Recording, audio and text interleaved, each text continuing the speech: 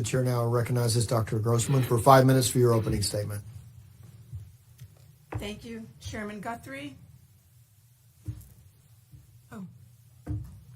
Chairman Guthrie and members of the subcommittee, thank you for the opportunity to address you. My name is Miriam Grossman. I am a board-certified child, adolescent, and adult psychiatrist, author, and senior fellow at Do No Harm.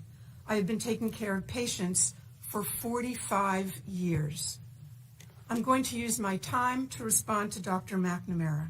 First, I'm struck by her use of the phrase, sex assigned at birth. Sex is not assigned at birth. Sex is established at conception, and it's recognized at birth, if not earlier. Dr. McNamara claims that her views are science-based, but to claim that sex is assigned at birth is without any scientific basis whatsoever. Its language misleads people, especially children, into thinking that male and female are arbitrary designations and can change. That is simply not true. Dr. McNamara claims that social and medical interventions are the only evidence-based treatment and that scientific evidence shows it is life-saving. Without it, she's warning us, kids will commit suicide. Well, a growing number of countries have effectively banned the care to which she's referring.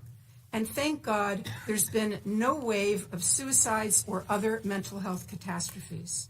3 years ago, Finland placed strict limitations on medical interventions for minors. Sweden did the same thing after a 14-year-old girl was found to have osteoporosis and spinal fractures from puberty blockers. An investigation concluded, quote, the risks of anti-puberty and hormone treatment for those under 18 currently outweigh the possible benefits. The UK conducted a review and called the evidence very low. They've also placed severe restrictions on the care that Dr. McNamara calls life-saving. Norway also analyzed the data and has made similar changes in policy. The National Academy of Medicine in France warned, quote, great medical caution must be taken in children and adolescents given the vulnerability of this population and the many undesirable, even serious complications the therapies cause. Doctors in New Zealand and Australia have published similar statements. Is Dr. McNamara suggesting that all these countries are rejecting evidence-based treatment and placing their kids at risk of suicide? Regarding that point of view, Finland's gender expert, Dr. Rita Kaltiela, said, quote, it's purposeful disinformation, the spreading of which is irresponsible.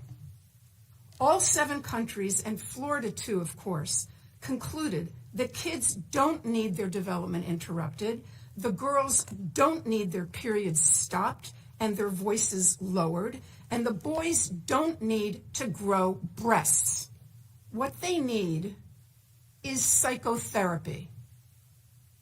I have other objections to Dr. McNamara's testimony. She insists that her position, only hers, represents standard medical care. What she doesn't want you to know is that there is no standard. There's a debate. There's a fierce debate.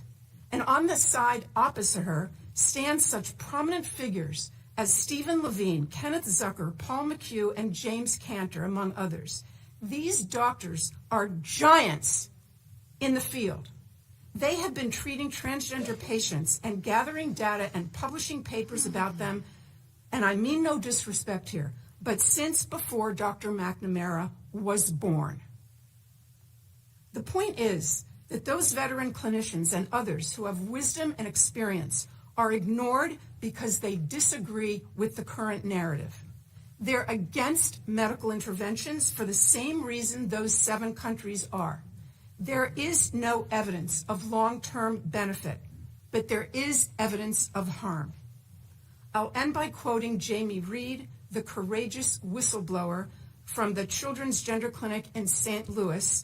I believe that that hospital receives the medical education funding that we're discussing today.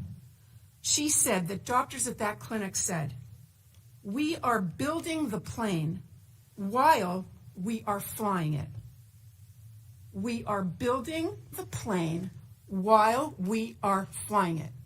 That's how they described the treatment at their gender clinic.